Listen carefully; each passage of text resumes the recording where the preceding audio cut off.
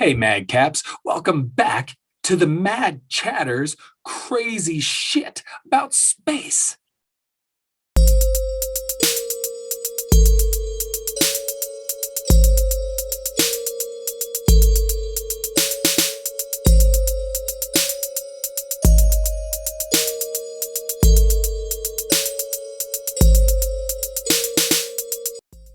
Last episode, we looked at the crazy moons across the solar system. And today, we check out another group of celestial bodies, dwarf planets.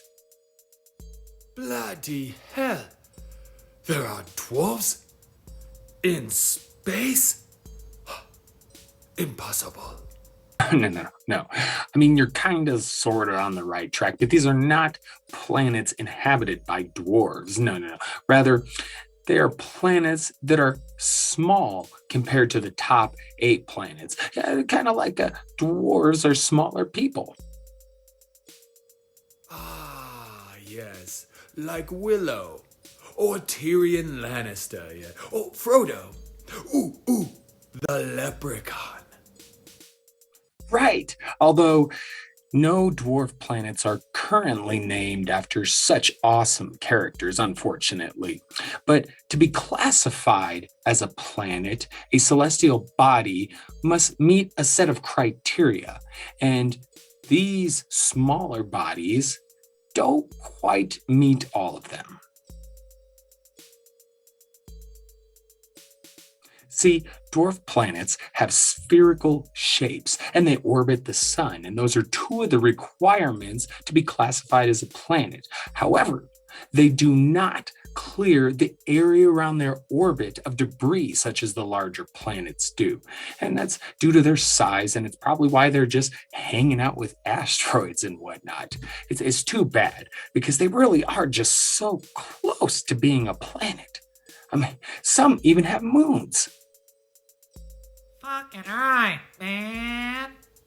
So first up, the most popular of the dwarves, the former 9th planet, Pluto. Pluto is the largest object in the Kuiper Belt. The Kuiper Belt, very similar to the asteroid belt that's orbiting between Mars and Jupiter, only it's 20 times as wide and 20 to 200 times as massive. And this thing lies far out beyond Neptune.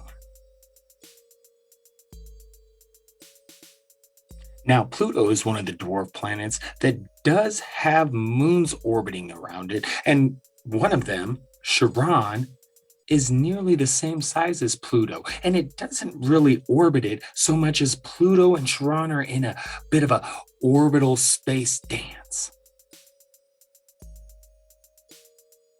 Next up, we take a look at Ceres, the only dwarf planet that doesn't reside in the Kuiper Belt. Ceres calls the inner solar system's asteroid belt home and makes up roughly 25% of the belt's mass. Insane. Although, that's still less massive than Pluto. Interestingly, Ceres was the first dwarf planet to be visited by spacecraft, NASA's Dawn space probe in 2015.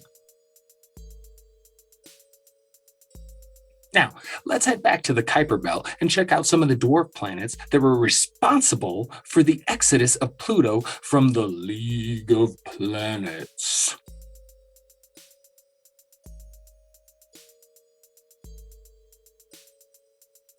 The discoveries of Eris and Makemake opened up a debate on Pluto's classification as a planet. See, Eris was found to be more massive than Pluto, though not quite as large.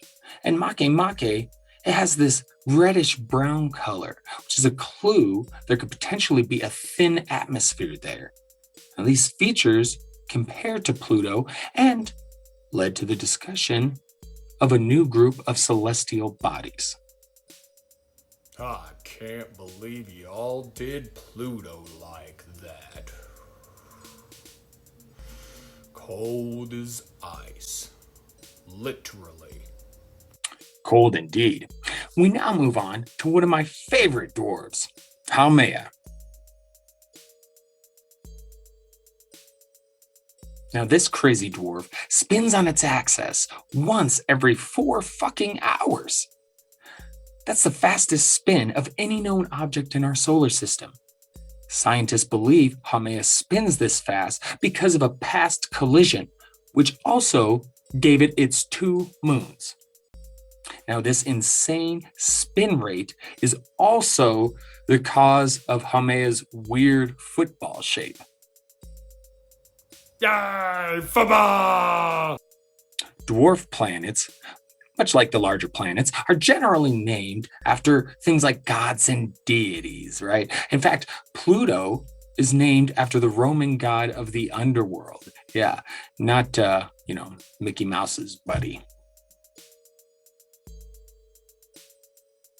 Our next dwarf planet, Sedna, was named after an Inuit goddess of the sea who happened to drown in the Arctic before becoming immortal. And this makes sense because Sedna is the farthest from the sun, which would also make it the coldest. More recent discoveries have expanded the dwarf planet group. For example, Gong, which is named after a part man, part snake water god, is the first body to be given a Chinese name. And it's possible this dwarf planet has a thin methane atmosphere. Last but not least, we have Quasar and Orcus.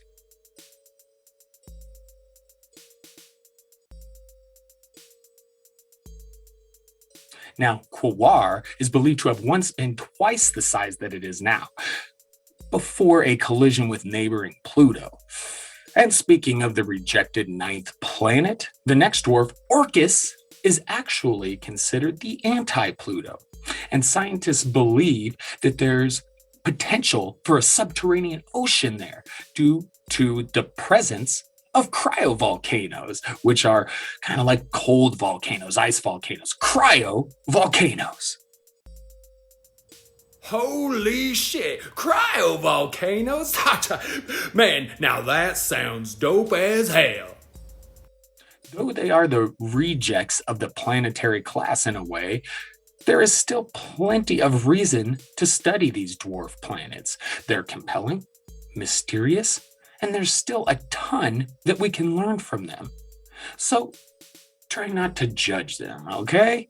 And try and stay away from the phrase little planets, okay? I don't like it. Just stick with dwarf, okay? Thank you for joining me, and stay tuned next time for the Mad Chatter's crazy shit about space.